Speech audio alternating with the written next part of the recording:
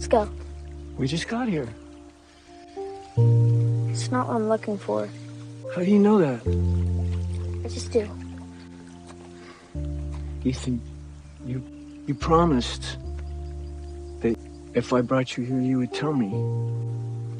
I need to find the Lake of Tears. Welcome back, Fromily, to another deep dive into the mystery of Season 4, Episode 3.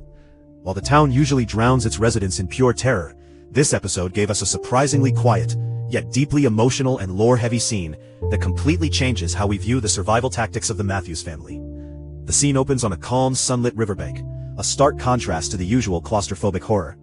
Ethan Matthews and Victor are standing together by the water's edge, watching a rare moment of peace as Jade floats lazily on his back in the middle of the river.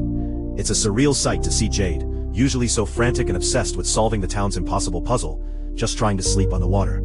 But it highlights just how exhausted and desperate everyone is for a moment of rest. However, young Ethan's mind is far from restful. With the serious determination that only a child trapped in a nightmare could muster, he turns to Victor and tells him that this river isn't what he's looking for. When Victor asks how he knows, Ethan drops a massive, entirely new piece of mythology into our laps. He reveals that he is actively searching for something called the Lake of Tears. Ethan explains, with complete innocent conviction, that this specific lake possesses incredible magical powers, specifically the power to heal people when they are severely hurt. The most heartbreaking detail comes when Victor gently asks where he heard this. Ethan admits that he initially thought he made it up, but then reveals that his dad, Jim, told him about the Lake of Tears just yesterday while they were hanging around the RV. This revelation is an absolute gut punch. Is Jim desperately spinning fairy tales to keep his young son's hope alive in a completely hopeless place?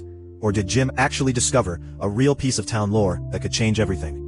In a supernatural place where childhood fears and nightmare monsters literally come to life, could a story about a magical healing lake also manifest into reality? Ethan's heartbreaking motivation is finally laid bare.